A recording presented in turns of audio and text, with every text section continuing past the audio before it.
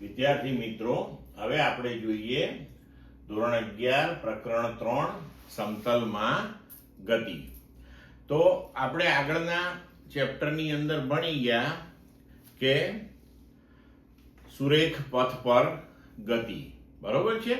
તો એ કિસ્સાની અંદર આપણે દિશાઓને ધ્યાનમાં લેતા નથી, કારણ કે જ્યારે સુરેખ પથ પર ગતિની આપણે વાત કરતા હોઈએ ત્યારે બે જ દિશાઓ મળી શકે આપણને. કાં તો આગળની બાજુએ પદાર્થ જતો હોય, કાં તો પાછળની બાજુએ. એટલે આપણે એને ધન દિશા અથવા તો ઋણ દિશા એવી રીતના જ દર્શાવીએ છીએ. પરંતુ જ્યારે કોઈ પણ પદાર્થ કે કણ સમતલમાં ગતિ કરતો હોય, એટલે કે દ્વિપરિમાણમાં ગતિ કરતો હોય, અથવા તો અવકાશમાં ગતિ કરતો હોય, એટલે કે ત્રિપરિમાણમાં ગતિ કરતો હોય, ત્યારે આપણે દિશાઓનું ધ્યાન રાખવું પડે છે. કારણ કે દિશાઓના ચોક્કસ ખ્યાલ વગર આપણે એ પદાર્થની ગતિને વર્ણવી શકતા હોતા નથી, બરોબર છે. તો આપણે એ વસ્તુ એક ઉદાહરણ લઈને સમજીએ. જુઓ, ધારો કે આપણી પાસે કોઈ એક પદાર્થ અથવા તો કણ અહીંયા આકૃતિમાં દર્શાવ્યા મુજબના સ્થાન ઉપર છે. હવે આપણે ધારો કે એમ કહીએ કે આ કણ જે છે એ 5 સેન્ટીમીટર પ્રતિ સેકન્ડથી ગતિ કરે છે, અથવા તો 5 સેન્ટીમીટર પ્રતિ સેકન્ડ એનો વેગ છે.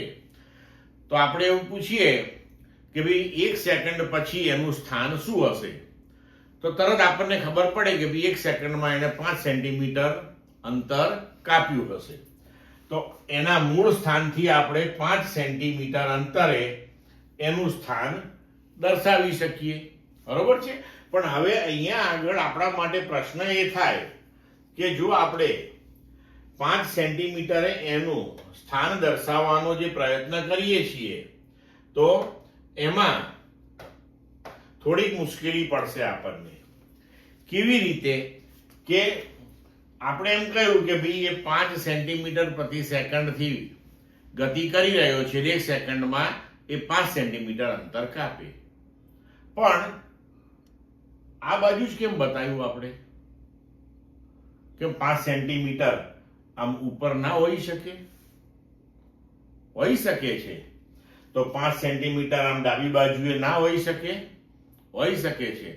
તો આનો મતલબ તો એ થયો કે આપણે આ મૂળ સ્થાન જે હતું કણનું એને કેન્દ્ર તરીકે લઈ અને 5 સેન્ટીમીટરની ત્રિજ્યાનો જો એક ગોળો કલ્પી લઈએ તો આ ગોળાની સપાટી ઉપર કણ કોઈ પણ સ્થાને હોઈ શકે છે. તો હવે કણનું સ્થાન તમે નિશ્ચિત જ નહીં કરી શકો, બરોબર છે. તો પછી એની ગતિને વર્ણવી કેવી રીતે શકીશું આપણે?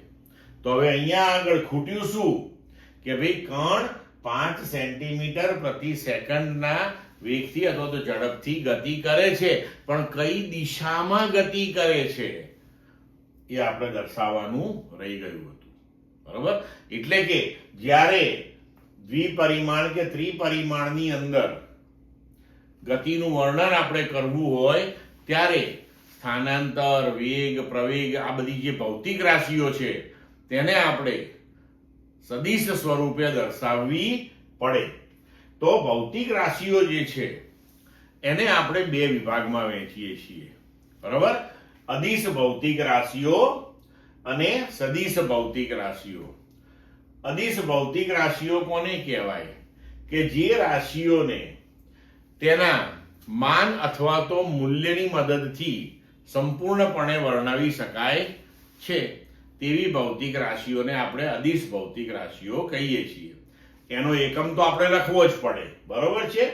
તો જે ભૌતિક રાશિઓનું વર્ણન માત્ર માનની જરૂર પડે અથવા તો મૂલ્યની, એમાં દિશાની જરૂર પડતી નથી, તો તેવી ભૌતિક રાશિઓને આપણે અદિશ ભૌતિક રાશિઓ કહીએ છીએ.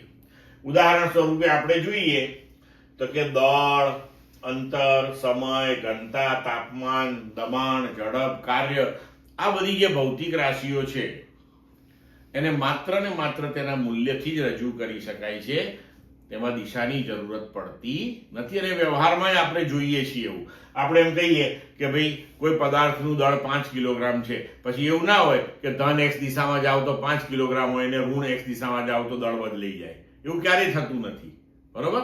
એટલે આવી ભૌતિક રાશિઓને આપણે અદિશ ભૌતિક રાશિઓ કહીએ છીએ. અહીંયા એ યાદ રાખવાનું, ભૌતિક રાશિ અદિશ હોય કે સદિશ હોય, દરેકને જ્યારે રજૂ કરીએ ત્યારે તેના ચોક્કસ એકમો આપણે દર્શાવવા જ પડે છે. હવે આપણે જોઈએ સદિશ ભૌતિક રાશિઓ. તો જે ભૌતિક રાશિઓના વર્ણન માટે તેના મૂલ્ય ઉપરાંત દિશાની પણ જરૂર પડતી હોય તેવી ભૌતિક રાશિઓને આપણે સદિશ ભૌતિક રાશિઓ કહીએ છીએ. અને ઉદાહરણ સ્વરૂપે આપણે જોઈ શકીએ કે સ્થાન, સ્થાનાંતર, વેગ, પ્રવેગ, બળ, આ બધી ભૌતિક રાશિઓ જે છે એને આપણે જ્યારે રજૂ કરીએ ત્યારે તેના મૂલ્યની સાથે સાથે તેની દિશા પણ આપણે દર્શાવવી પડે છે કે ભાઈ આ ભૌતિક રાશિ કઈ દિશામાં અસરકારક છે એ પણ દર્શાવવું પડે છે આપણે, બરોબર? હવે આ સદિશ ભૌતિક રાશિઓ જે છે એને આપણે કેવી રીતે દર્શાવીએ છીએ સંજ્ઞાત્મક રીતે? તો જે તે ભૌતિક રાશિ માટે આપણે જે સંકેત વાપરતા હોઈએ, જેમ કે વેગ માટે v વાપરીએ છીએ, તો પુસ્તકની અંદર આપણને આ વેગ દર્શાવવા માટે એનો જે સંકેત છે કે v, એને ઘાટા અક્ષરે, કે જેને આપણે બોલ્ડ લેટર કહીએ છીએ, તો ટેક્સ્ટબુકની અંદર ચોપડીમાં બોલ્ડ લેટરથી બતાવે છે, ઘાટા અક્ષરથી. પણ આપણે જ્યારે સપ્લિમેન્ટરીમાં લખતા હોઈએ ત્યારે ઘાટા અક્ષરથી ન બતાવી શકીએ એને, એ વ્યવહારિક નથી. એટલે આપણે જ્યારે સદિશ ભૌતિક રાશિને દર્શાવીશું ત્યારે તેનો જે સંકેતાક્ષર છે, એનો જે સંકેત આપણે વાપરીએ છીએ એની ઉપર આવી રીતે જમણી દિશા તરફ જતું હોય એવું તીર મૂકીને આપણે એને સંજ્ઞાત્મક રીતે સદિશ દર્શાવીશું, બરોબર છે? તો આ જે આપણે સંજ્ઞા વાપરી એનો મતલબ કહેવાય કે સદિશ v, બરોબર છે? હવે જોઈએ આગળ, જુઓ કે સદિશ ભૌતિક રાશિનું મૂલ્ય કેવી રીતે બતાવવું આપણે. તો એનું મૂલ્ય દર્શાવવા માટે આપણે જે આ સદિશ v અહીંયા લખ્યો એને માનાંકમાં લખવામાં આવે છે, અથવા તો એકદમ સાદી રીતે તમે સંકેતને વાપરી લો, v એટલે v, બસ, બરોબર છે? તો દાખલા તરીકે આપણે 5 ન્યૂટન બળ એ મૂલ્ય સ્વરૂપે દર્શાવવું હોય તો બળની સંજ્ઞા f એને સદિશ સ્વરૂપે મૂકી માનાંકમાં મૂક્યો, અથવા તો તમે ખાલી f જ લખો, બસ, એના બરાબર 5 ન્યૂટન. તો આ રીતે આપણે દર્શાવવું પડે છે. હવે આલેખ રીતે આપણે સદિશને કેવી રીતે રજૂ કરી શકીએ કે સદિશને આપણે કોઈ જગ્યાએ રજૂ કરવો હોય તો કેવી રીતે એને દર્શાવી શકાય, બરોબર? તો સદિશને આપણે તીરવાળા રેખાખંડથી દર્શાવી શકીએ છીએ. અને આ તીરની દિશા આપણે સદિશ રાશિ જે દિશાની અંદર અસરકારક હોય એ દિશામાં આ તીર બતાવવું પડે, બરોબર છે? આ તીર જે છે એનો આ તીર વાળો જે ઉપરનો ભાગ છે એને આપણે શીર્ષ કહીએ છીએ, અને આ તીરનો જે છેડાનો ભાગ છે, પાછળનો ભાગ છે, એને પુચ્છ કહેવામાં આવે છે. અને અહીંયા આગળ હવે આપણને એક પ્રશ્ન થાય કે આ જે આપણે તીર વાળો રેખાખંડ રજૂ કર્યો અહીંયા, એની લંબાઈ કોઈ પણ રાખી શકાય? ના, એવું નથી.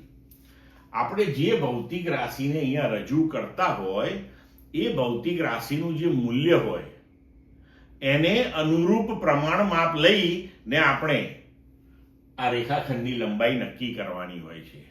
જેમ કે આપણે એમ કહીએ કે ભાઈ આ દિશામાં 5 ન્યૂટન બળ લાગે છે, તો એ દિશામાં આપણે સદિશ તો મૂકી દીધો, પણ હવે એનું મૂલ્ય 5 ન્યૂટન છે. તો અહીંયા આપણે પ્રમાણ માપ એવું લઈએ કે 1 ન્યૂટન બરાબર 1 સેન્ટીમીટર. તો 5 ન્યૂટન બરાબર 5 સેન્ટીમીટર થાય, તો પછી આપણે આ રેખાખંડની લંબાઈ જે છે એ 5 સેન્ટીમીટર જેટલી રાખવી પડે.